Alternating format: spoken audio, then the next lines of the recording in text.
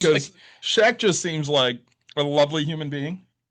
We just, we see things like everybody else sees stuff. And a lot of it, we saw a viral video about this, woman whose son passed away. And when he was young, they always bought Shaq shoes. And he always felt really special because Shaq had affordable shoes. Yep. And, you shared another Shaq video with me today. And he's says, anytime he's at a store, he'll go buy somebody something at that store. Right. He always has to give back. Yeah. Well, and the other story I shared with you was how Shaq shoes became about, right? Yeah. So there's this irate woman in the stands yelling at him, screaming, right? And he's like, why can't you make affordable shoes and blah, blah, blah. But so, right. So he takes $2,000 and hands it to the lady, and she flicks the money out of his hand. And she's like, it's not about that, right? It's why.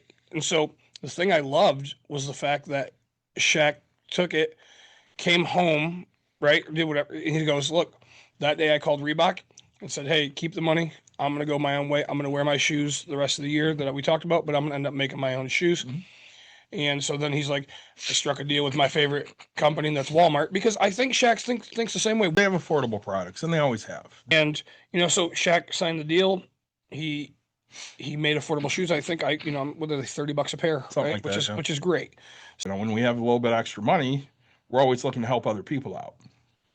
I had this conversation with you the other day that, one of the reasons I like the holidays is I like to give stuff. But I'd rather give stuff than get it. But, charity is about helping people, and we like helping people. Like, you're giving corporations that write-off, but they pay their employees well. They give good benefits. They do the right things, right?